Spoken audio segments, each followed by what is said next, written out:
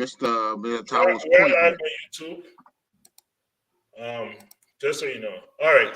I got a question here No, for we're not. We're not. You see, we're not live. I'm saying it. Contact Mr. Jai in the back to put us live on it. We're not. I just checked the page. The banner, the banner. Now we're live. Right now we're live. We just All went right. live. So I got a question here for you, Mr. Tao. What is stopping President Boakai from being a strong leader? He's already won the elections, right? And putting people in place that will do the job and believing that if we do the job and we do it properly, we will be re-elected based on results, not on political connections. What is stopping him from doing that? Okay, so just like the point that I made here, he won the election, but he did not win the election alone. He won it through a coalition of groups. And these people didn't come there because they just want Boakai to be the president. They came in because what has been the cry? Jobs. They need to be placed. And he can't, what is the one thing to say? That Boakai betray everybody, Costa, all these people. So maybe just like Eastman said, maybe he started listening, hey, I don't want to betray nobody, I'm going to place people. So he's placing people. There is no ethics to it, like Mr. Booty said, that you can take one guy that stole and not qualified in this area, and you want to say, okay, this is too sensitive. Every aspect of government and serving the people is sensitive. So if the guy is not competent and he failed in one area, you can't place him, you have to completely get rid of him. It maybe if you want to keep him as your personal assistant, that where he's not in the public eye, maybe you can do that. So this is what we see here. He has to place these people. You know, we make reference to the U.S. as the largest democracy, but if you follow, what is one of the majors to all the elected officials? The moment they are elected, they spend the next 4 years fighting to win votes and to raise money. They never even easily serve the constituent in which they spend that raising money. This is what this democracy is. So Boakai is looking at, you talking about do the job. You're already looking at past, or a party looking at past 2029. They need to place themselves. Okay, so Nima have the largest voting bloc. You want for them to go over there and not even consider cry, even if they think that let them put him forward, right? The people cry or they have to confirm him, right? If they don't confirm him, say, hey, you know what, look, I put his name up, I did my part. But this is where we find ourselves. So it's very difficult for Two points of correction. 2 points of correction, please. Okay, I'll give. Let Mr. Tao finish your point. I'll give everybody 30 seconds. Yeah, and the last one here is that we all keep saying that they're bringing back the same old people. The circle of power in any area is very small. The same guys that have been there, they hold certain sway. Here in the US, the people from 50 years ago, if they still can walk, they're still recycling them in these governments. That's how the governments are designed. So for me, it's not about whether they brought the old guy back, but can the old guy produce something? Yeah, Can but he let me offer come in a something little to change bit, something? man. Mr. Padma. Mr. Padma. For me, that's what it is. Mr. Padma, let me allow me to come in. You know, Mr. Tao, where you are going, you're evaluating the very democracy as a whole and the system that we have. Now that is a whole topic all by itself. Here's the deal. This is the system that has been working for most countries in the world, and how they apply it is one thing. Okay, you cited that in the U.S. there's only, you said there's one, but I know there's two parties. In Great Britain, I think they have about 2 or 3. In France, they do have several different people. But if I were to believe your argument, yeah, people have practiced their style of democracy. Now, if you're going to say our whole system is wrong, you're going to have to come up with a replacement, because if we go back to our original, our African type of rule, the way we did it, we had a chief and we had elders. Now, the chief had to work in consultation with the elders. He was not able to simply take autocratic decisions. He worked in consultation. but also the chief was not somebody who ran in an election. He was groomed from the time he was a youth, coming up on a certain family to be a leader for the people. So that is almost like a monarchy. A monarchy, yeah. That yeah. So if you're going to, I don't think we have the time to criticize the very system. I think that's the topic for another day. But we're gonna have to come up with a better solution. Now, other countries who practice democracy, let's give Singapore, let's give Lesotho, those other places. They who practice it, they are making it. You can be successful. I'm not saying that you have to be the same type of democracy that America or Europe practices, but there's where people have a say in who become the elected officials. I agree with you that it's been I wanted to come in here quickly, Mr. Eastman. yeah, I will let you come in. So I come in land. I agree with you that it's been compromised by interest, but that's man. That's human nature. Now, how will you? There's never going to be a perfect system. So how will you guard against human corruptibility? Can you? In any system, they can be corrupt. So, I mean, we have to evaluate the actions of our people and the what punitive action is taken against them, and then maybe we'll understand why the system is not working for us as it is. Thank you I so learned much. right Thank you so much. Okay, Morris, come on. You got a minute? So Yeah, all right. Quickly. Mhm. Yeah, not to come after you, Mr. Taiwo, just to make a couple of points of correction. The US is not the largest democracy. India is the largest democracy, right? And second of all, when you look at the services that is provided in this country, the bureaucratic system that we have in the United States, nobody can tell you that it's not working. It may not be as effective as we may want it at times, but it's working. And one of the reasons it's working is because the United States has curbed corruption at a very high level. There's still some levels of corruption, but they have curbed it.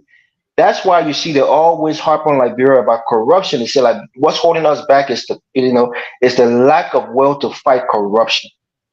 Our system is fine. We can't go back to a monarchy where one of family is going to be ruling us, or we go back into some kind of kingdom where where the largest ethnic group in that kingdom is ruling, and the other people are not getting the shares of the society, or we go to some form of communism that they have in China or Russia, where people can't really have self determination and self actualization. We don't want those systems. I think democracy is the best form of our modern system that we have, and we've seen it work in many countries. But in countries like Liberia and Africa in general, we see a lot of corruption and the lack of willpower to fight corruption, and therefore the services that's needed for that needs to be delivered to the people is not being delivered, and the money that's supposed to go and better the lives of the people are being stolen, and nobody is being held accountable. That's the biggest flaw in Africa. It's not democracy itself. So I just want to make those points. I'll turn it back over to Let you. me ask you a So much. question. Thank you so much. So, Dr. Let me Bunny, ask Morris one question. Let me say something for let 1 Dr. minute. Bunny go. Let's hear him. Yeah, Then let me give you 30 quickly. seconds, and then we'll move on down. Yeah. So Mr. Tower, there are 2 points I want to make. So the first one is about this idea that look, coalitions are formed. So I'll give you a quick example. So in 2010 in the UK, we had the biggest party, which is the Conservatives and the Labour Democrats, forming a coalition because one party did not have enough to form a majority, right? So it's possible that you bring people into work. Cooper Cra, again, I'm not saying that what they accuse him of is proven, but there were more people in the MDR than Cooper Cra, right? You can still give them the seats, but let them put credible people in the seats. Oh, we'll offer you the Ministry of Justice because you supported us. Give us someone with credibility to go into that seat. So if Cooper Cry is coming out as being unethical, you take him, send him back to them, say, look, send us another name, and then we'll put it in. It does not have to be the same guy. That's my point. The second thing, and this is just to touch on the point that Mr. Patmo made, Cooper Cry was in the Weir government. Prince Johnson was serving the army during President Weir's administration. Nobody protested. Nobody said that Cooper Cry stole their whatever and whatever. This president has already demonstrated, and I'm happy that Mr. Patmo touched on something at the Ministry of Health, touched on something at the Ministry of Education. Once you open the door that people can just shout and then you withdraw your decision, they shout, you withdraw your decision. That is what he's going to face over and over and over again until he can grow some spine and say, look, I appointed this person because I believe they're good enough to do the job. If you have anything against them, go to court. Go and prove your case in court, right? If it's proven in the court of law that this person did that, then we will take the person away. You don't take them away when it's not been proven. Okay, Tao, go ahead and respond, and then we'll go to our next subject. Oh no. I was just going to make clarify on the same thing that he said. And I agree with Mr. Booty on like what he said in terms of if crime is not ethical in one area, why send him somewhere else within the same government? And Mr. Morris want to say, well, it's because maybe the justice ministry is too sensitive and the other area is not sensitive. That argument does not hold. And so it shouldn't be that way. But look, this will be the problem here. Mr. Patmo, Eastman said something. Yes, we need the system as it's set. You see, there is one thing that we as Africans, we have never been given the opportunity to really learn, is to understand who we are and to really even understand our culture. The African culture have very good leadership. It's not about monarchy. What is one of the failure of this present political system, guys? People are not like Mr. Booty said, like he didn't expect for Prince C. Johnson to be brought by Gregory Coleman. They should have promoted somebody from within, right? That is one of the things we don't do in the African leadership system. So people, you are groomed. The grooming is not about then just saying, hey, Lord, you are born and from now on you'll be king. No, it's people that are already within the organization. The way you are groomed, like the way the Chinese do it. You come through that rank throughout, and based on what you are proving over 10, 15, 20, 30 years, they see that your commitment to the state and to the people and to the program to make sure that these people can compete and they can sustain and certainly can survive. That is how you are moved up. It's not about some guy just leaving England, leaving the US, coming with some bag of rice. That's democracy. Let's vote for him. We vote for him. Most of the people that are going in, their credentials are not based in the country. It's about, they serve at the UN, they serve at the World Bank, they serve at the IMF, they serve at WFO. That's not Liberia. Okay. We must work on that and let us change that. Okay. That is what I'm saying. Let us look within. Somebody else's system is culturally entrenched from their perspective. It is not going to work for us. Democracy was already in Africa. Let's look at it. Let's try to revamp what we have, critique it, and make it an African or center or policy or governing system, rather than for it to be from China or from anywhere. So one question, Mr. Taiwo, please permit me, Mr. Pamo. How can we elect president in an African democratic system? How will we elect our presidents? Please tell us. Okay, in the first place, you remove money. How? When you monetize. If I'm trying to serve the people in Liberia and I have to go about to raise 10 to 15 to 20 million just to serve, the Liberian people don't have that money. This is the corrupt default mode that is built in the democracy that you have. So I'm asking, how do we select them? You ask me, I'm answering. These are money men and banks and families that sit in the background and they fund me. And when they fund me, they're investing. That's a business. I have to deliver. So what I do, I promise them the resources of the nation or means of revenue generation of the nation. That's one thing we can remove.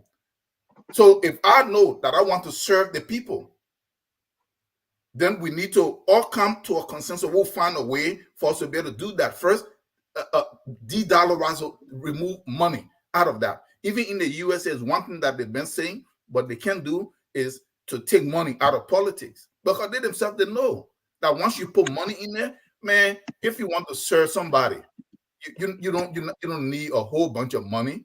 but they had to monetize it because it leads to the corruption. Okay, So, all right. Money is not the system. Gentlemen, we Money have is to just money is not the system.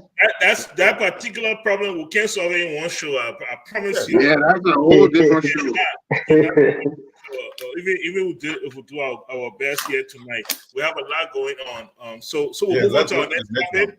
which is tenure positions. Mr. Ismans, I will start with you.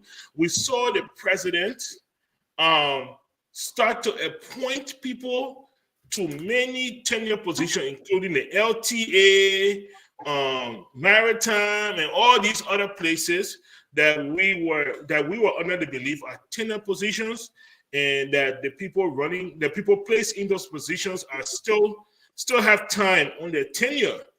And then we saw the legal advisor to the president, Mr. Bushi Ben Keita, or Consular Bushi Ben Keita, come out and say that basically what he said to the nation was that it was unconstitutional to have tenure positions, and that the Constitution gave the president the right to appoint everybody at his will and pleasure. And any law that threatened that was unconstitutional, and so the president was going to go ahead and do what he wanted to do. And if anybody vests, they're going to go to court. What's your take? Very good. I think we have to revisit the whole idea of tenured position. What was the purpose and what was the objective? And we can deduce that it was to insulate these positions from political influence, but enable them to be autonomous so that they can carry on the best interest of the country without with political manipulation. That was the whole idea. So now that we've established certain institutions that's supposed to be tenured position, the argument has been that these people, they need to take a neutral stance when it comes to politics, and that's been the contention. They're not supposed to be politics, just like the military and the police. They're not supposed to be wearing insignia or political garb and hats and stuff like that, because they're serving when you serve the state, when you serve in the government, you're supposed to be neutral. When it comes to that, while you're in uniform. Now you can go vote for who you want, but while you're in uniform, you should take a neutral stance. So they're claiming that these tenured persons, they were not neutral, and they were even politicking, and so. But then, if you go after that, then what they have, that's why they had to set up a committee. If you're going to do away with tenure position, what goes around comes around. That means you've broken a trend, and it will have some effect. If not, maybe now you can do it, but the next administration that comes in, they will do the same. So before proceeding with tearing up your system, breaking your system, he's doing the proper thing by having an evaluation to see whether these tenure positions are necessary. Again, I like your point you mentioned, Mr. Padmo. This government, this administration is maybe looking weak because they're sensitive to the issues, but at the same time, they need to be thorough in their decision. I think that's been the mistake. They have not been thorough enough, and that is why they're having these missteps, if you want to call them that.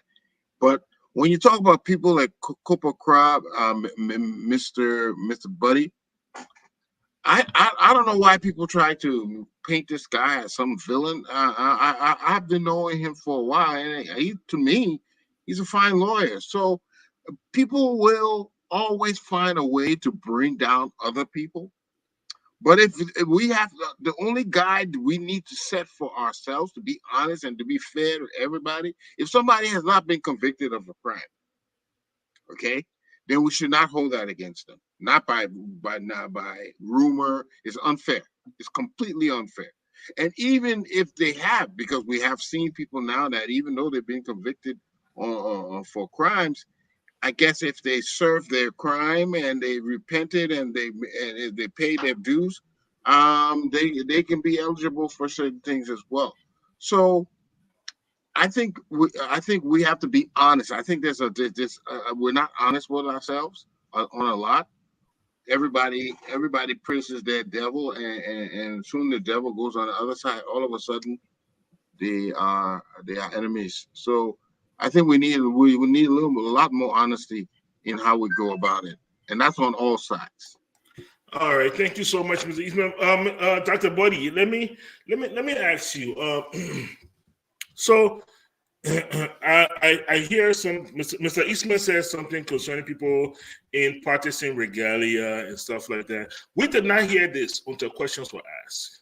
The first thing, it has not been proven that everybody was in party regalia.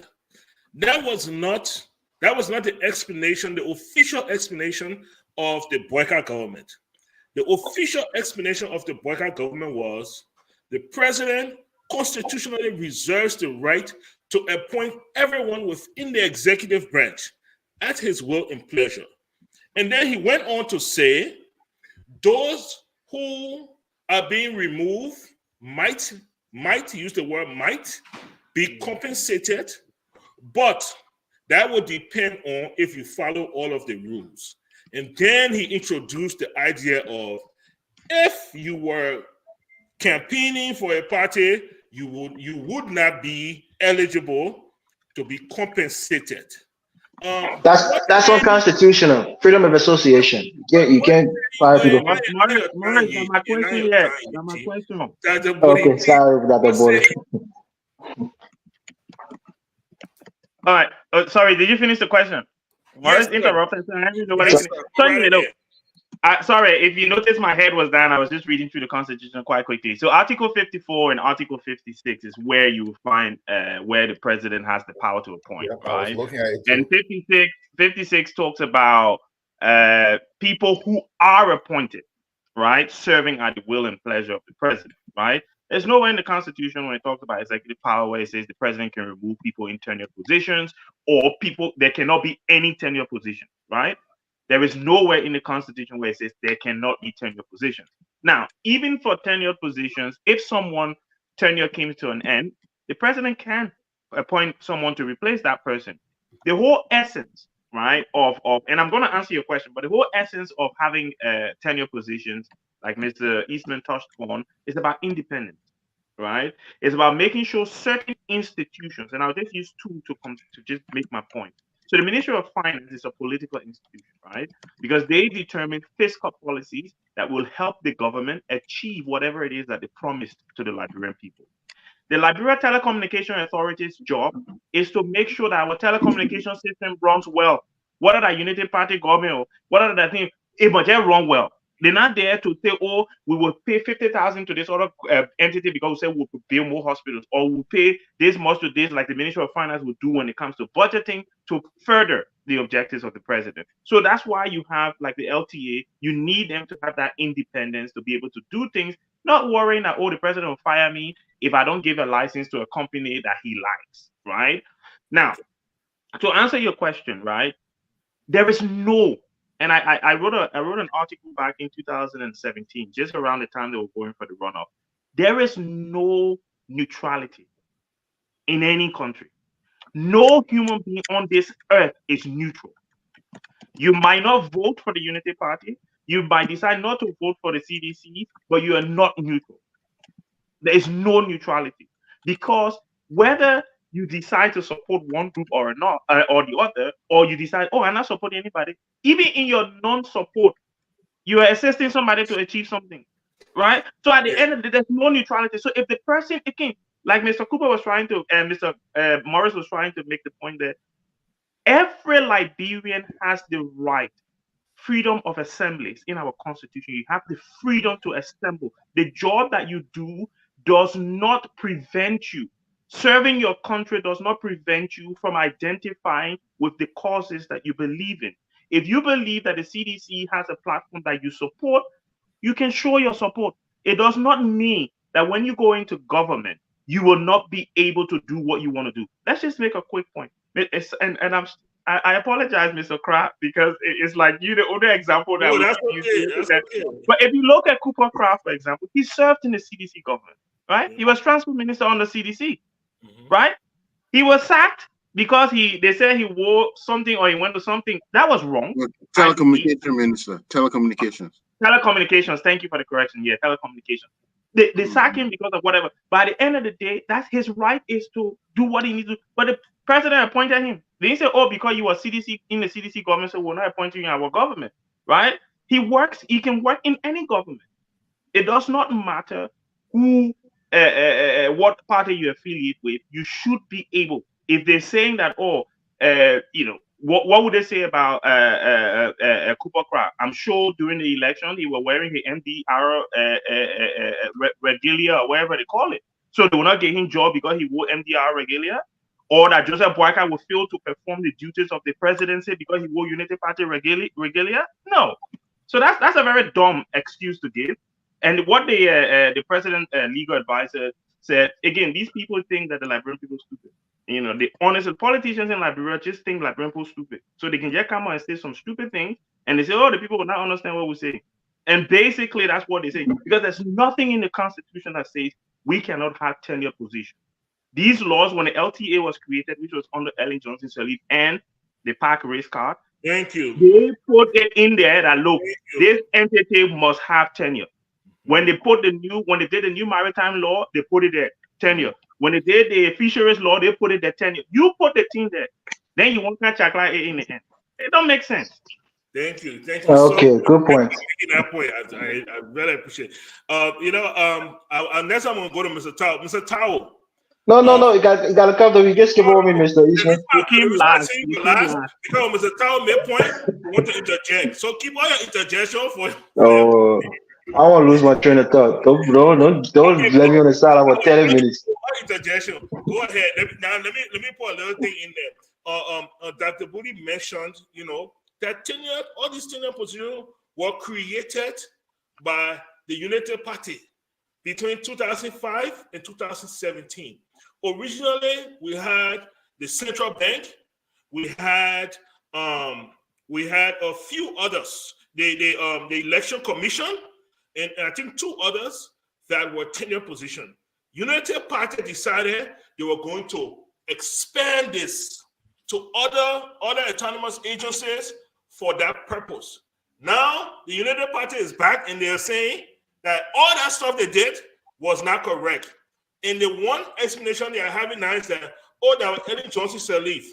But we remember that the president of the Senate who signed those things to the law was Vice President Joseph N. Boakai.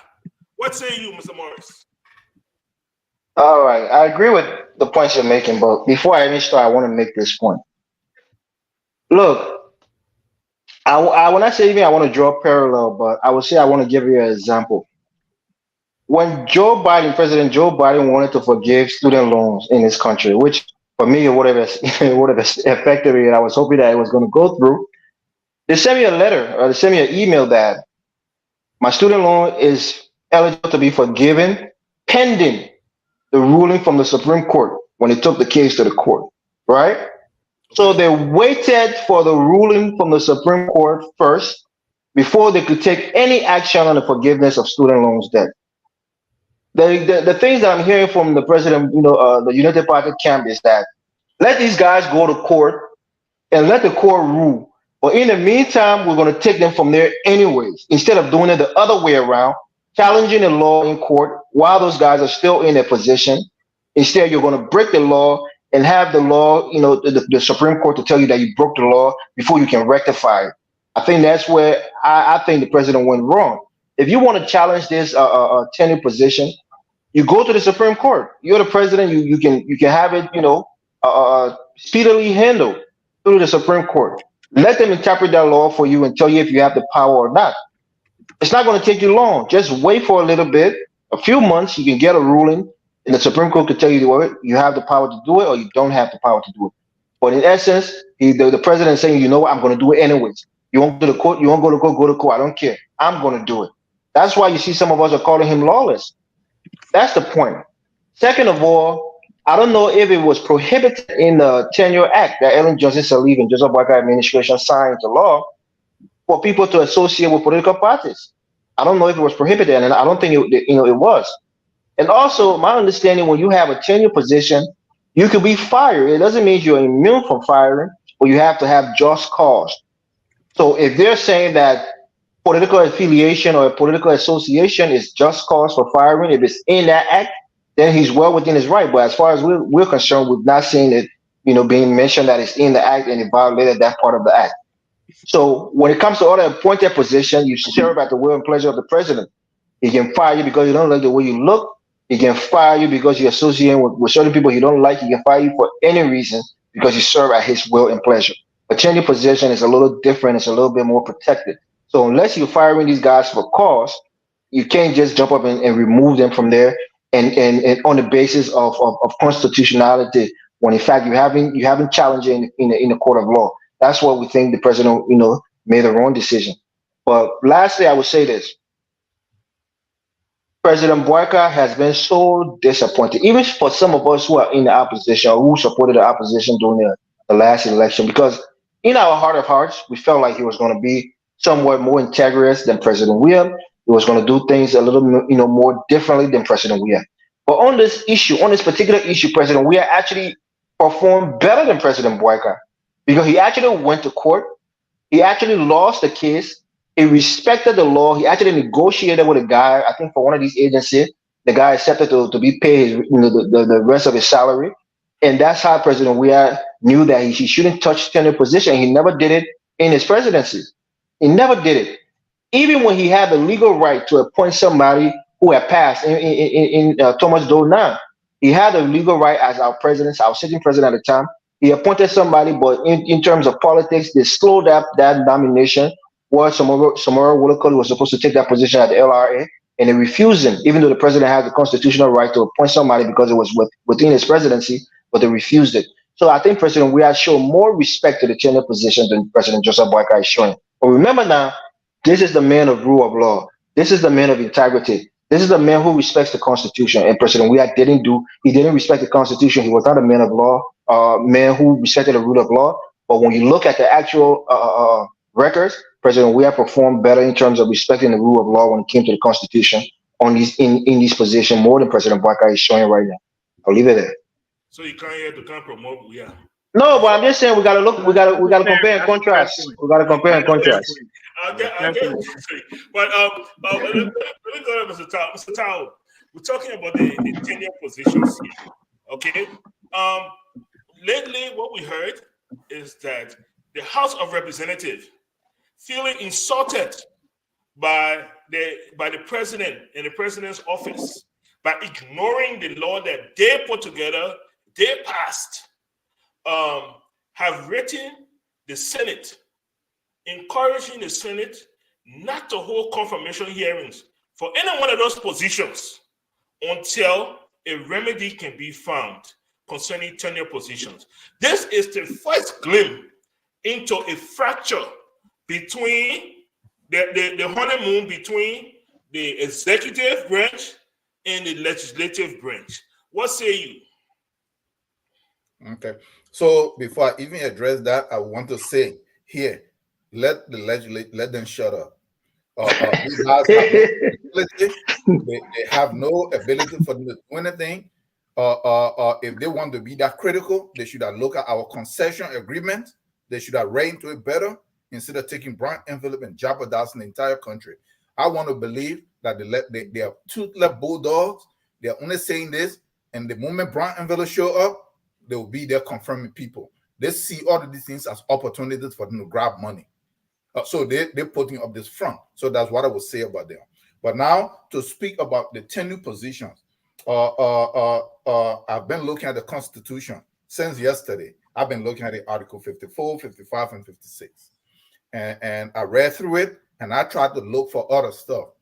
And Mr. Booth pointed it out. He said there is nowhere in here where it says people can be removed from tenure position, or there is no way mentioned, but it didn't mention it either. So if these positions fall within the cabinet, if they fall within the executive, then it means the laws that the same legislature that are talking, who's supposed to know the law that passed to establish tenure positions is contrary to the Constitution.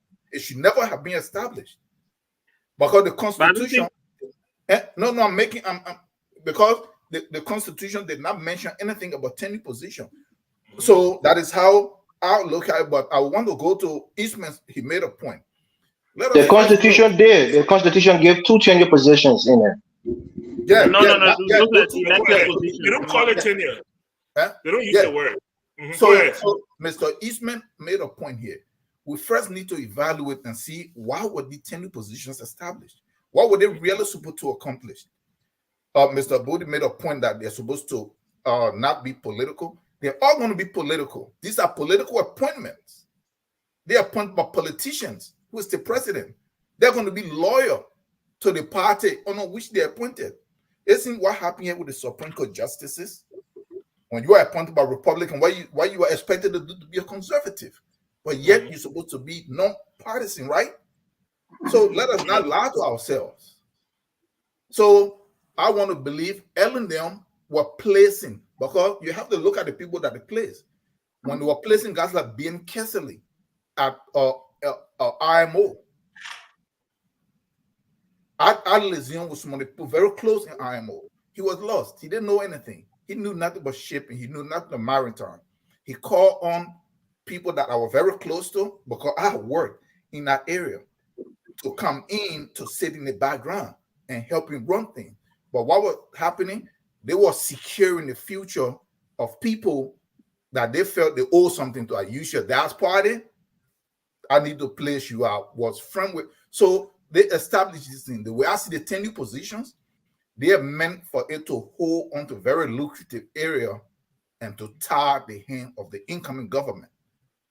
Because the guys in this position, what are they really accomplishing? Why should it be insulated? Let's say since they established the tenure shape of stuff, did the LTA get better? The IMO get better? No, let's just look at it. Did it improve? Did it really turn into something? So no. If you really look at it on a general evaluation, no, really. So I think they need to cut down some of these areas, let them clear the place out, because these things are going to only be very important and useful if the way in which we're established and the people that are there, if they're really producing. Because I come here on this program not as a partisan. I'm not neutral only when it comes to Liberia, but not when it comes to an individual or political party. Because none of the guys are going to serve the interest, I'm talking about the people of Liberia. These tenure positions never set up for them to benefit the people.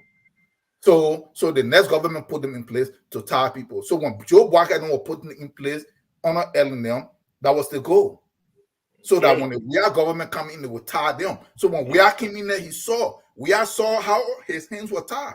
He tried to fight to remove some of them, but they fought him, right? Well, WEA put his own people in place. Now you see now they come in and they want to fight them off. So the tenure positions are really not necessary. From my viewpoint, from how I see it, they need to go. So that we stop, because look, we have too much bickering already in this area. As much bickering I can be there, let's remove them. Let the next guy come in, appoint all his people. He feel, hey, you have everybody in that area, you are removed. Let the next guy come in and put his own people until we can find people that can really do something well. That is how I see it. Okay. Mr. Pab, a question for the panel. Do we think, even though we disagree that whether we should have tenure position or not, that our president should respect the laws that's on the book currently until it can be repealed? Do we think the president should respect the laws as it is currently constituted? Yeah, absolutely. if that law does not go against Article 54, 55, 56, if they go to court, but even if it goes against it, can you just arbitrarily decide not to follow it? Or you have to challenge it in court, and he hasn't done that. He hasn't challenged it in court. Yeah, they can challenge it in court, but to wait until that time, right? Yeah. I mean, if it's established, I think they should look at it that way. But my fellow panelists, it's a waste of our time. In the first place, we need to be cutting down this government. We need to find ways to reduce. How can we spend almost 60% or more of the budget of this country on paying people that really do nothing? And then when it comes to education and health, there is nothing. We need to cut down. We don't need to. So they established. You already have the Justice Ministry. You have Mr. Morris, Mr. Eastman, Mr. Patton, Mr. Booth. If me and you were in Liberia and we stole something. No, don't put my name out and exclude me from that one. No, I'm just saying something. No, if we stole something in Liberia, no, I'm just giving a scenario. If we stole something, are you saying they're going to wait for the Anti-Corruption Commission in order for us to get persecuted? No, there are already rules and institutions in place already. So this is what you need to know about how the governments function. Whenever they need to propagate something, perpetuate something, and create installation around it, they create another entity that, okay, this one going to be the watchdog for this one, and this one going to, and they just keep expanding the government. So now you have to find money. There is prevalent corruption, and there is no money. You create the Anti-Corruption Commission, and guess what? Now you have to find money to fund that one. But since it was in place, has it stopped corruption? What progress has it made? This thing need to be cut. It's not helping us. My question to President Boakai is, Mr. Palmer, 1 second, please. My question to President Boakai, like he was telling us before the campaign, that most of the major decisions that Ellen Johnson made, she consulted with him. Did she consult with him on his proposed law before it went into law? You know that.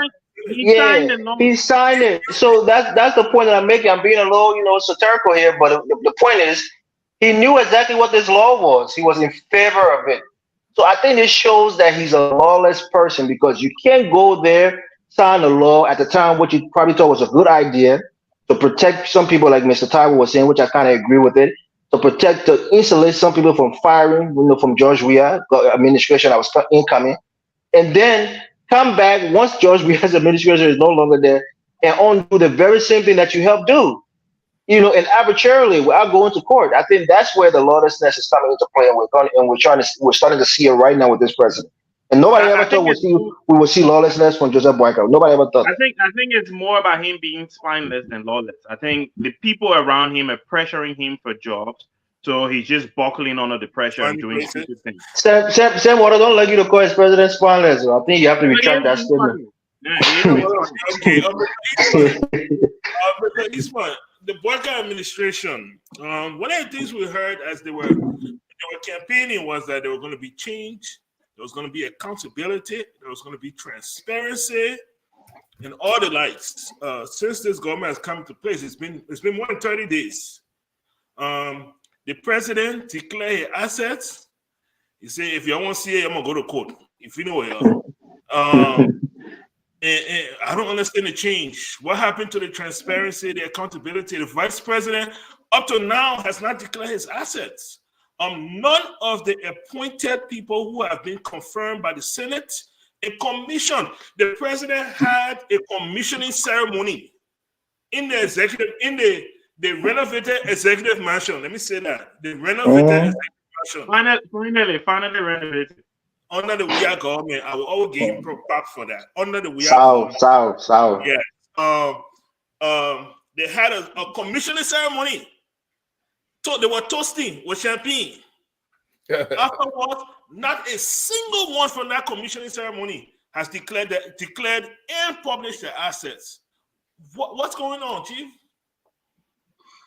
Yeah, first of all, I don't want us to appear as this is an anti-UP or anti-Boakai platform. I think we got to try to balance the equation.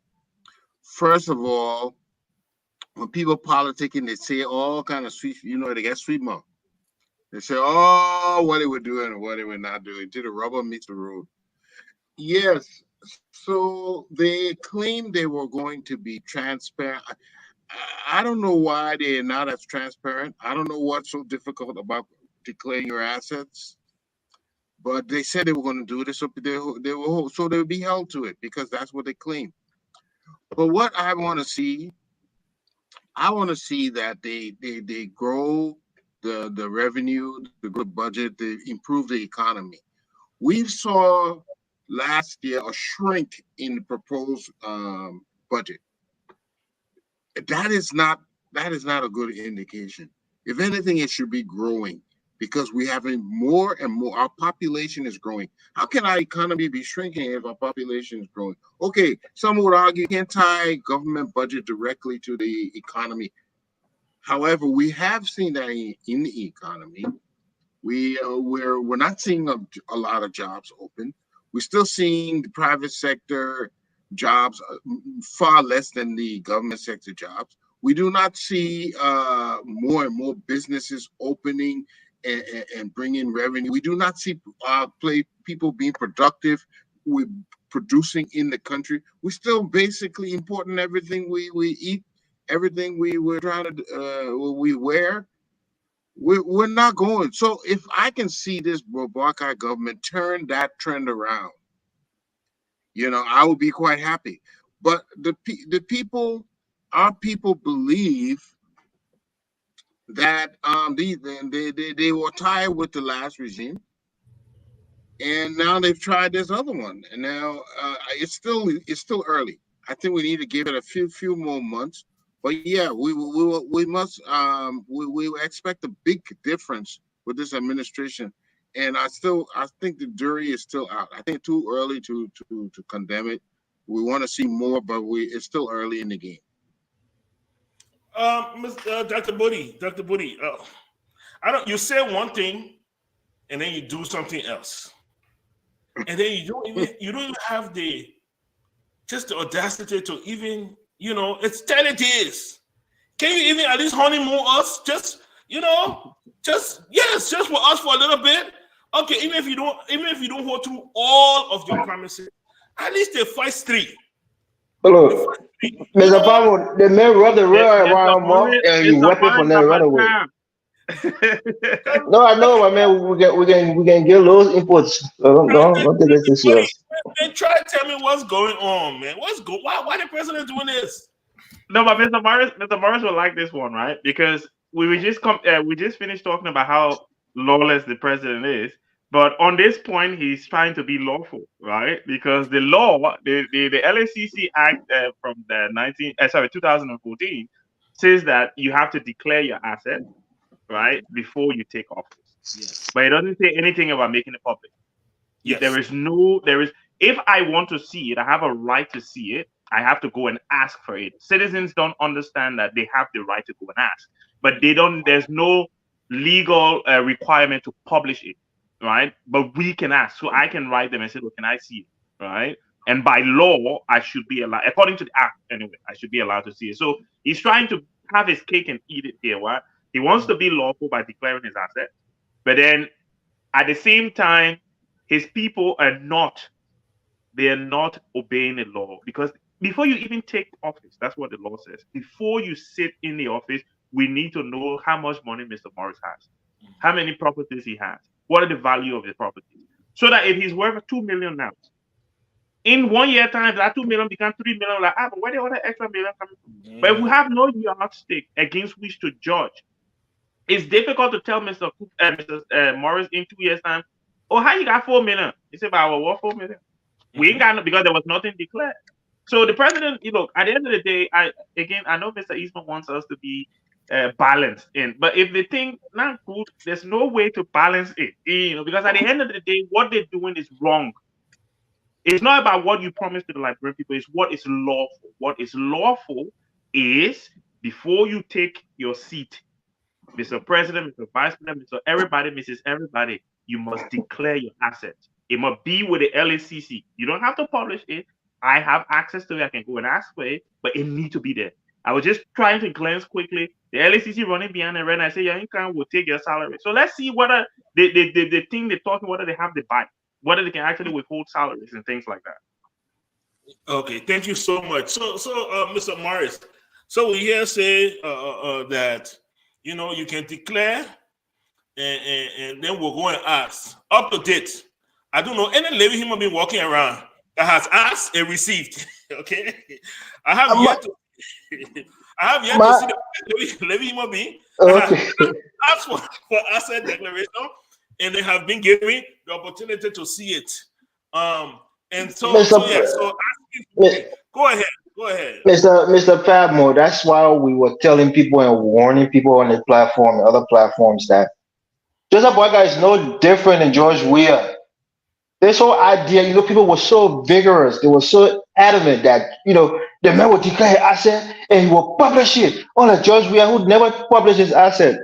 Where the publishing of the asset is right now? Nowhere. The analogy I wanted to make earlier before the Dr. Booty come here, some folks say, I will tease you, the thing that the red oil rubber around your mouth, so you can only smell the taste of the rest.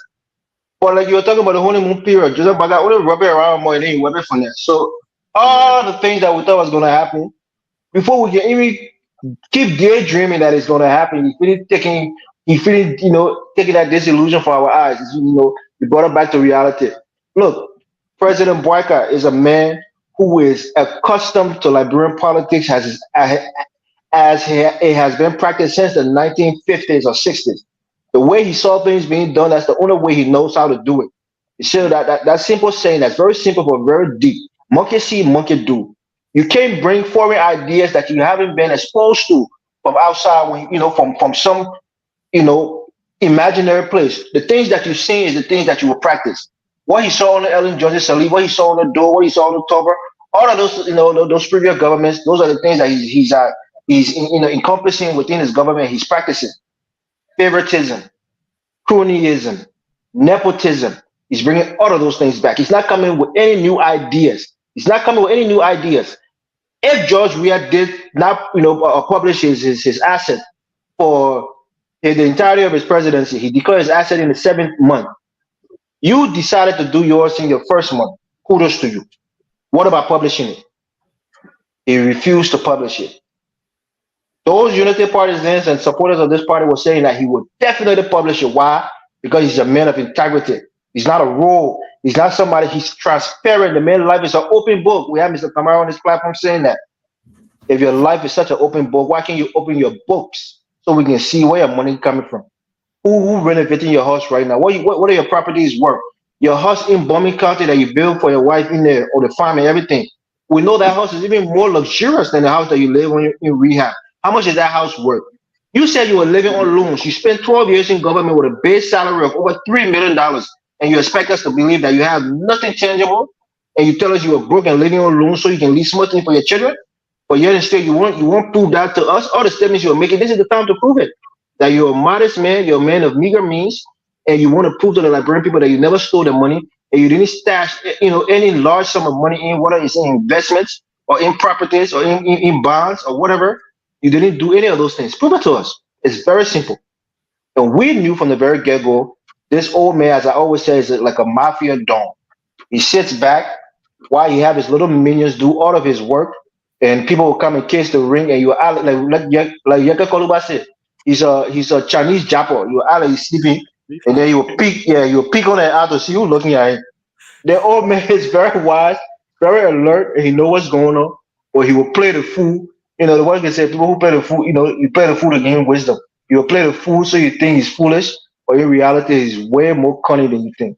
So for me, Joseph Boakai is our same old Liberian politician, nothing different about him. This naive and gullible mindset that the Unity Partisans have, that he will be so different, not much different than we are. He may be even worse in some areas than President Weah was. I'll leave it there. Thank you so much, Morris. Thank you so much. Mr. Tao, I don't understand. Why not publish an asset? Okay, let's assume in the law it says that me, Joe Brown, I can go to LACC and I can ask for a copy. If that is the case, why not just publish it and be done? Why all this?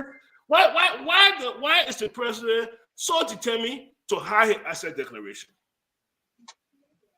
Okay, so the first time that I started on this program, I think it was in December.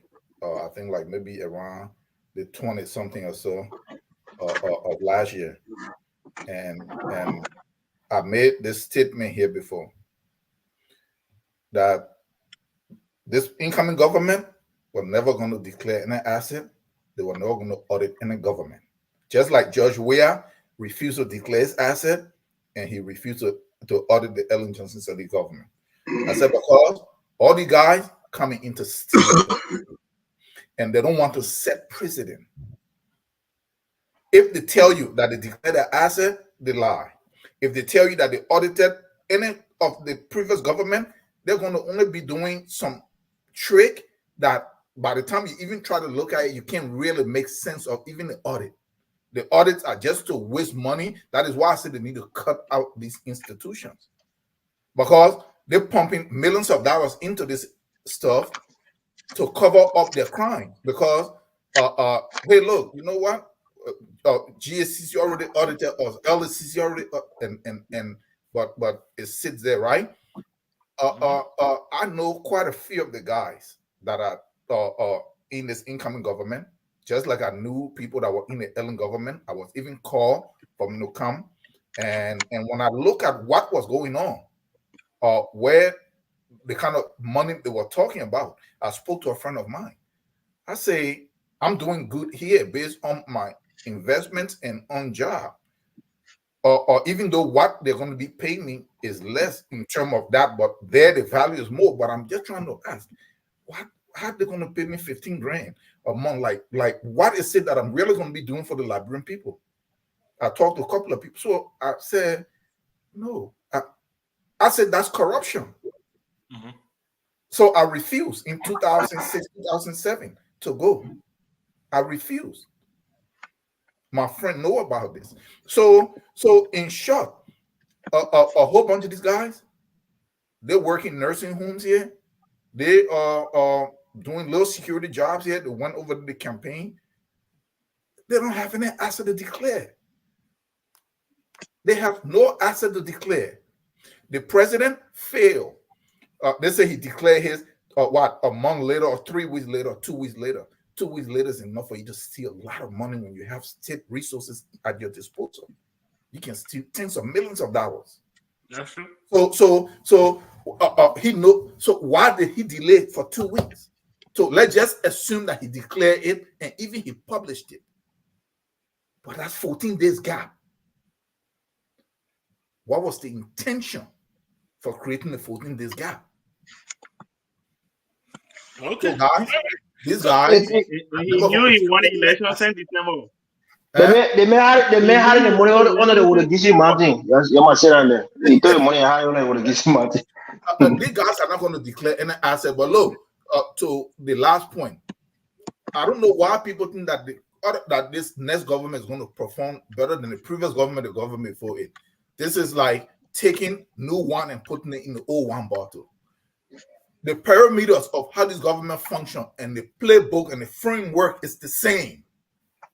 It's like when you're going to school, you're a 9th grader, you get into 9th grade, the requirement, the curriculum is set the same way for everybody. If you're supposed to wear tie, because you're in 12th grade, you come with your tie, with your long sleeve, and with your black shoes. Everybody come. The framework, the neo-colonial framework on how the government are set, and the rules that govern them. Whether one is more corrupt than the other, but they're all set the same way. Guys, let us be realistic. You see, any of us here will get into this government. Your government are not run by you. I've looked at many documents, attended many seminars. The government, none of the government, whether the one after Boakai, they can never tell you. They say we'll develop the country. How? They don't have the answer to that. Because the rules and your budget is not even set by you in Liberia. It's set at the IMF World Bank in New York, or in DC. It's not set by you. So how you raise money, how you do all of this stuff, is not set by you. The framework, that is what I keep saying, the framework, the entire infrastructure is corrupt. So we must be honest to ourselves, look at it as Africans. Let us critique it. Let us take what can work and what is good, and let us try to change what is not working for us. Okay, Mr. Tao. And so let us try that. Look, the way that we're trying to go, Show me one country in the world where IMF and World Bank policy have made them to be successful, have made them to be prosperous. Never. So when Boakai become president, they say he's here not talking to the World Bank and IMF. Yeah, he's going nothing. You are burying yourself in the belly of the beast. You have to find another way, and there are ways there. But guess what? The ways is hand the put over to APM terminal. These are your income generation areas. Hand it over, and then come and take loan when you want to run your government. Your IO, hand it over to Asla Metal. Come and take loan. Your rubber, leave it in the hands of Firestone. Your diamond, leave it in your gold. Hummingbird is a subsidiary of the World Bank. These banks are private institutions looking to make profit. I have a friend whose sister worked at the World Bank for a brief moment. I didn't know this till 2008. She said, "Oh, don't you know that the loan that the African countries take, they're compelled to take it?" What happened to Buhari in 1983 or 82, 83? He was overthrown because he refused to take IMF loan. What happened to Sankara? He refused to take IMF and World Bank loan, decided to raise money from within to fund his government. He had to go. Because I would dare to believe that you can do it with those are all simplistic ways of looking at it, Mr. Tyree. No, it's not simplistic. These are realities. Okay, all right. So more nuance to it. Those are very general statements, because we still have corrupt leaders. We still have leaders that steal the money that's supposed to go to JFK to buy drugs and to provide for little children and for pregnant mothers are being stolen, and people are building houses. They don't have to do that.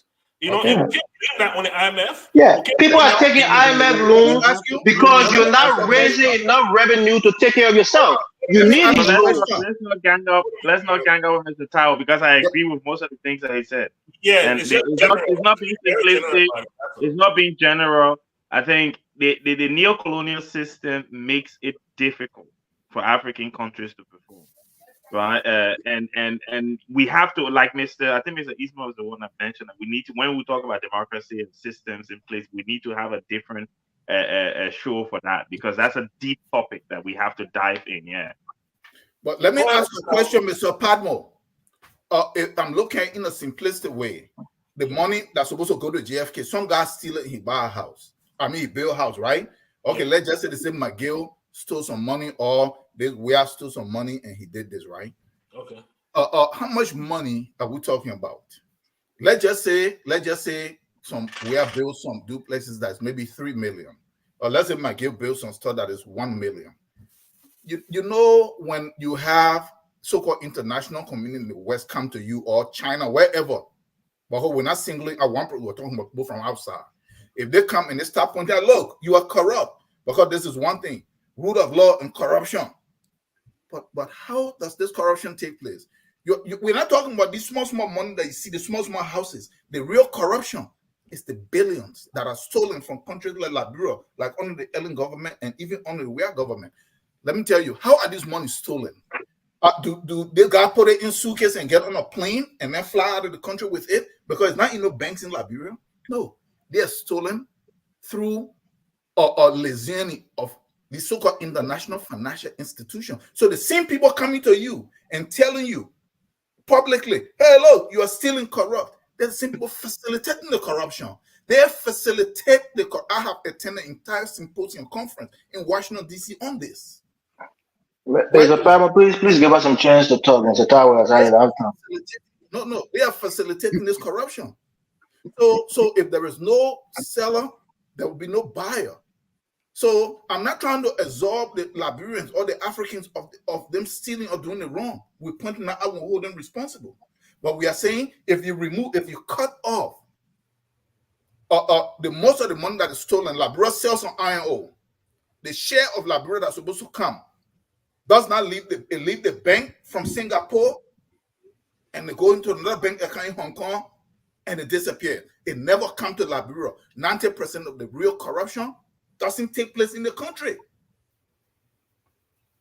But let me come here quick. I wanted to respond to Mr. Tower. So let's make it quick. So quick. Yeah. When you join the World Bank programs, right? Remember now, the World Bank is a bank. It's not a developmental bank, it's a bank. How the bank make money? They loan money out and charge interest on those loans. There's some susu, I forgot what the name of the susu, but inside the susu, when you eat that susu, you have to take loan from the susu.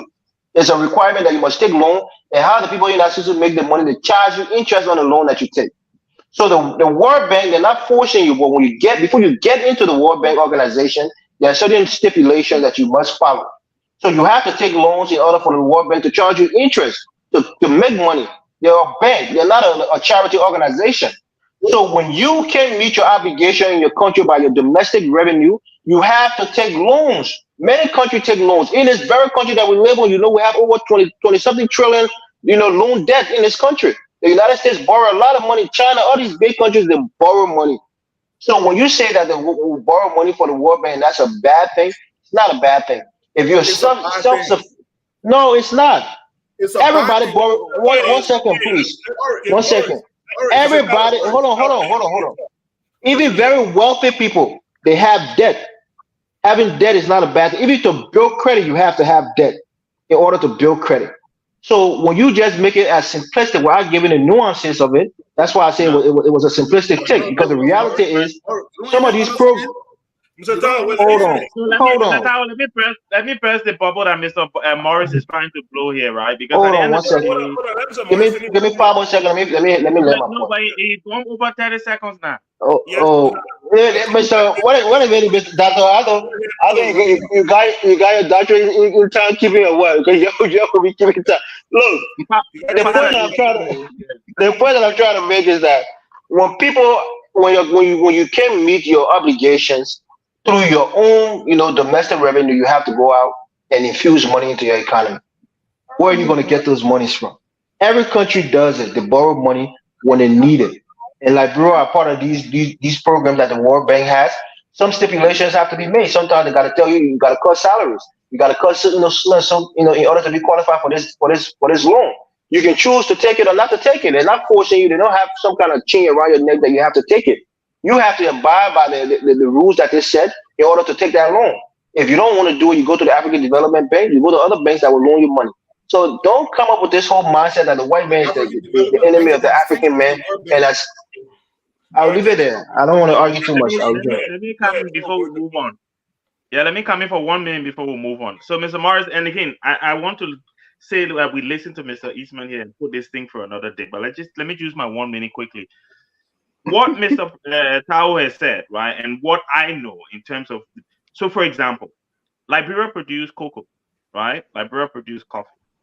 The world, right, the US and the bigger countries set up the World Trade Organization, and they determine how much to buy our cocoa and coffee.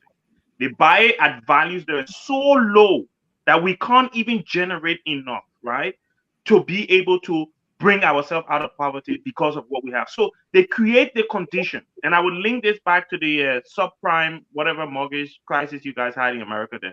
When you they're making the conditions that makes it unbearable for us, that we have to accept the conditions that the IMF will set, right? Similarly, no, don't shake your head. Similarly, no, I disagree. When these banks in the US were giving loans to people that they knew, these banks knew these people could not pay, and they knew exactly what was going to happen. They were going to foreclose on most of these houses, and these people were going to lose their money. No banker can tell you that they did not know. They knew what they were doing. In the same way, the West know exactly what they're doing when they're treating us the way they treat us in terms of how they purchase our goods and services, so that they create the environment so that we can fail. The same way the banks did with the loans. Yes, you said loans are good, yes, but it has to be manageable loan. To build your credit using loan, it has to be manageable, i.e., you take a loan, it's an asset, liability, right? If your total asset is not greater than your total liability, you're not liquid. No bank should be lending to you if your asset. So if the bank comes to you to say, we want our money, you should have enough assets to be able to pay it off. And if you don't have it, they shouldn't loan you. But if they give it to you, they're setting you up to fail. And that is the point that Mr. Tao is making that I agree with. But we need to go into this deeply. Yes. And, we can't just take it like this. The price of cocoa is low because the African men don't know how to make chocolate. The price of cocoa is low because the African men don't know how to take the cocoa bean to coffee. It's a value added. Value No, added. That's what the European add to it. They make it into chocolate. They make it into cocoa. They the make it white into man coffee. makes the machine. He makes the machine to Yeah, make chocolate. that's He the point refused to because you, sell you it to don't us. add any He value to the refused to cocoa. sell it. No, but he Take a refused to cocoa. sell it to us at an Tell affordable African price. man to make tell African man to make chocolate from a cocoa plant. They don't know how to do it. So that cocoa plant is worthless in their hands. Why adding the value to it? So that's why it's so cheap when they buy it from Africa. Thank you so much. The Pan Africans say, Yeah, African is they're on the platform tonight, boy. thank you. It's a big topic. It's a topic that has been discussed for at least 100 years. And I know that in the last 15 minutes, we will not solve that 100-year problem. There are lots to it, So before we go into our closing, I want to give everybody enough time to be able to. I'm sorry, our audience weren't able to get to water and sewer. I think it's a very good topic where the government is trying to collect revenue, and a lot of important people owe water and sewer, and nothing has been done, including two past living presidents. All our living presidents owe water and sewer. There's a bug. The main one that is a lot of water and sewer in the government. Okay. All our living presidents has been honored them being a country, one of the very few countries in Africa that has 3 living presidents. They all of them owe water and sewer. So I don't know. They may not feel having living president. But anyway, before I give you guys the opportunity to close, as we were speaking about cocoa and all these things, I couldn't help but think about OPEC. And how OPEC, the oil producing nations, yeah. How OPEC, which is not a Western organization, has been able, to stay afloat and remain very, very vital to the world economy. With that being said, I will go ahead and give our guest, Dr. Bonnie. It was so great having you today. It was very spirited. I don't know whether you've been, but we want to encourage you to come back. It's on a Sunday. I know you are several hours difference. It's late where you are on a Sunday evening, but we really appreciate your time here and your contribution, and want to encourage you whenever you have the time to join us. But go ahead, give your closing. Oh, no. Yeah, I think whenever you need me, just let me know, and I will make myself available on a Sunday to be, because I enjoyed it. I think I want to say thanks to you, Mr. Padmore, to Mr. Eastman, Mr. Morris, and Mr. Tao for a very lively discussion. I think it is important that we sacrifice our time as we have done tonight to talk about these issues. To give different insights so our people can understand different ways of looking at things, to help them, come to conclusions that will all, because we need to hold our leaders' feet to the fire. And I, for one, I've already I started even before he took office. I started I do a lot of writing in the Front Page Africa newspaper. So I started before he took office, and we will continue. We did it with George Weah, we did it with Ellen Johnson Sirleaf. And we will continue to do it with whomever is in power. So thank you very much for having me, and trust me, I'll definitely be back. We appreciate you. We look forward. We look forward to that. We look forward to that. And once we're done, I will go ahead and get your information so we can add you to the chat, because that's what we'll do a lot of communication at. Mr. Tao, please go ahead. Do your closing, sir. Yes, I'm glad to always come on. I like the discussion. And one thing I want to say, my actual desire for Liberia to actually succeed and do well is beyond anything else. It's not tied to an individual or to a party. So if I'm speaking or if I'm addressing something, I'm not addressing it to agree with the group, to sound intelligent, to feel accepted, or to sound civilized. I'm saying it as an African man. I've spent many years studying. What I found out from many other things and including me being on the show, is that we've been lied to and we don't even know who we are. We don't know our own history. We don't know our own abilities. Everybody else know us. We still have the lies in the books about Hippocrates being the father of medicine, about Aristotle being the great philosopher. These guys were trained and taught by us in Uganda, Egypt, and today Ethiopia. when we train them, Pythagoras, who I'm a physicist, the theorem is based on the right angle triangle, which is the pyramid. Stuff like pi, talking about it came from Rome. That's from out of the Nile Valley. When these guys lost, when the Roman Empire fell and they lost the civilization that the African had given them, Africa then honored the general Gibraltar Tariq, crossed the Strait of Gibraltar, that they named the rock in honor of, went into Europe, conquered the whole of Europe, called the Iberian Peninsula, Spain, France, southern France, and Portugal. The Europeans have not seen an educational system university. They set one up. It's still in Granada in Spain, called the University of Salamanca. There, the Africans established leadership. The university was modeled after the University of Jenin that was burned down in ancient Ghana, then rebuilt in Timbuktu in the Malian Empire, then was rebuilt. The same model. The great Oxford, the great Harvard, the University of Eden, Oxford, those people that established it came to learn under you in Granada at Salamanca. So this is who you are. You ruled them there for almost 1,000 years, from 711 to 1485. Slavery didn't even start in Africa. It was when the African lost power in Granada in 1485. The first 4,000 were captured and brought to Hispaniola into the Dominican Republic and Haiti. And then they took the other group and brought them to Jamestown in Virginia. But when they came, they didn't come as slaves. These were experts. They came as the agronomics, as the engineers, as the doctors, to be able to help this colony get set up to teach them.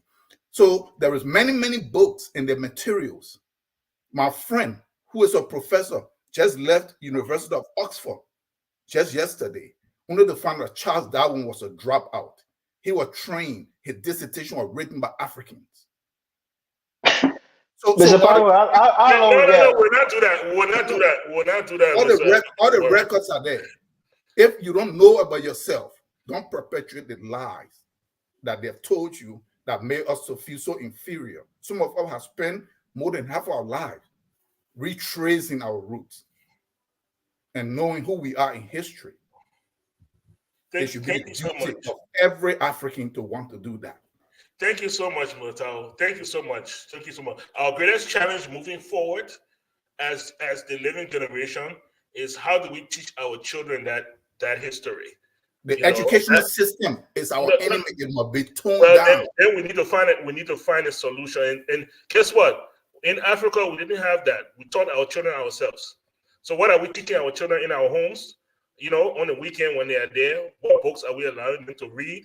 All those things will you have the wrong educational system. Our problem is not lack of education, it's that we have the wrong education.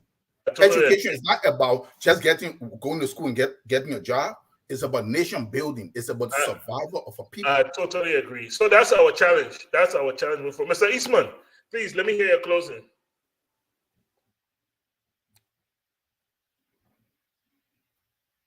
You are muted.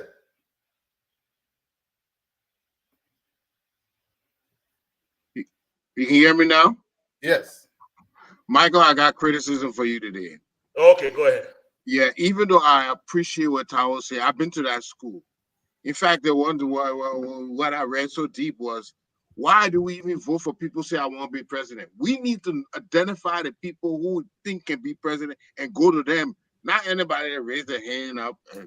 So I understand these schools of thought, but the show we came here for now is not for the existential ideas and theoretical. I mean, it's way beyond the scope of this show. You can't, as much as it's interesting. I mean, the teachings of Kemet and all, we know those things, but we have to put it in the proper perspective. We're talking about the show. We're talking about the performance of the Boakai government and the future of Liberia in relation to what we have, not what we could have, like the lofty thoughts of Mr. Tahoe.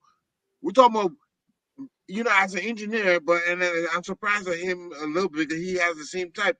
We deal with what we have, not what we wish we have. So I'm looking at what we have, and how we can improve our livelihood with what we have.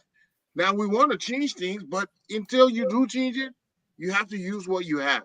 You can't build a house of with concrete if you don't have it. So you use mud block. The mud block can last for some time. So I agree with all those things. But many of the things he said is very, very true. Very, very true. But when it comes to this program today, what Boakai and them have been doing, his appointments do not identify that they can turn this ship around. And that is the key point here. His actions of declaration do not exhibit the transparency he claimed he was going to implement.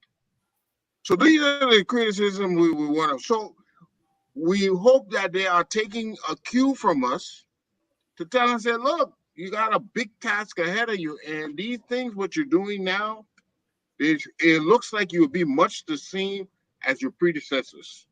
So if you're going to turn the ship around, we want to see a lot more in the coming days. And when it comes to our youth, I did a program. If we any group, any team, any administration that comes here, and they don't educate our youth, they don't focus, they don't prioritize our youth in education, then we know they're not serious at all. And I will leave it right there, because our youth is our future. Thank you so much. Thank you so much, gentlemen. I want to thank our I didn't get back close to Mr. Pepper. You joking with me? yeah, we can't do that, man. I was trying to Oh, run you want to me, Go really? ahead, Mr. Morris. You Look, got a minute. Go ahead. please. The reason you see I push back on these things because for me these things are copium. We come here and we think we were kings, we were rulers, we were this, we were that. First of all, most of the Moors, the predominant numbers of the Moors were not black Africans. They were Arabs that went over and took over the Iberian Peninsula from Morocco. They were not black Africans like myself, like you and myself. Most of them weren't. So don't take the Moorish history and think it's our history. It's not. And second of all, I want to give a big shout out to Mr. Gaiman. He's not on the show today, but he's back home in Liberia. He want to give a keynote speech in Buchanan. I think at the school, the university there, the college there, for all of his philanthropic endeavors that he's been doing over the years to that institution, and they're honoring him, and they requested his presence in Liberia, and he was grateful enough to accept the invitation. That's why he's not here. So kudos to you, Mr. Gaiman, for all the work that you've done, and we miss you, and we hope to see you back soon. And lastly, before I end, there's a title like people are saying in the comments. This is the wrong, this is the wrong show for those things. I always see when you come on this platform, you always try to sway us in that direction to talk about Pan African, Pan African ideas and ideology. The reality is, go to Liberia, give a Liberian male iron ore.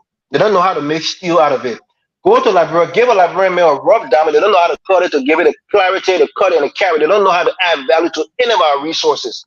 So in essence, it's going to be worth very little. So these people are going to buy from us for pennies on the dollar because we don't know how to make it into the finished product. So when you talk about people buying, things like cocoa, or people buying things like diamond from Africa for dirt cheap, it's because in its original state, it's not worth much. You have to refine it in order for it to get its value. So until we as Africans can rise up and know how to make finished product from our natural resources, we're always going to get the short end of the stick. That's the reality of it. We can't come back with this whole we was. It's our condition right now is the reality that we are living in. How can we get up out of that condition? That's the question we should be asking ourselves. Thank you. Thank you so much. Want to thank everybody for joining us this evening. It's been a spirited conversation. We invite all thought, whether it is now, whether it is minute, whether it is enlarged, whether it is philosophical, whether it is technical, we invite all thoughts. We think they are all pertinent to the discussion. If you don't know where you're coming from, you definitely know where you're going to be going.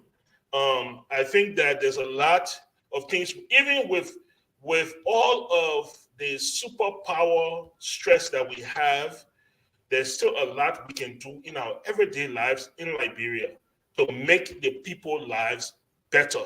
If Sierra Leone can do it, and Guinea can do it, We can do it ourselves. Children do not have to die from preventable diseases just because somebody want to have 4 girlfriends and buy a car and be doing stuff. It just doesn't matter. You know, at that low level, let's work on a low level, and then we can build up and start to challenge the big things in life. You know, when we have a citizenry that is generally illiterate, how do you address the big things? You know, you're fighting a losing battle, and I believe that's our responsibility. We have to educate our children. We have to educate the young people so that they have a choice or a chance at least to overcome the challenges that Africans have been faced with for hundreds of years. With that being said, I want to thank you guys for joining us. We appreciate you, our audience out there. I appreciate you guys for joining us. Our panelists, Dr. Booty, I will be looking forward to see you next Sunday. Mr. Tao, Mr. Morris, and Mr. Isma, thank you guys. As we close on our normal thing, we are all Liberians. Thank you guys so much. Thank you, guys.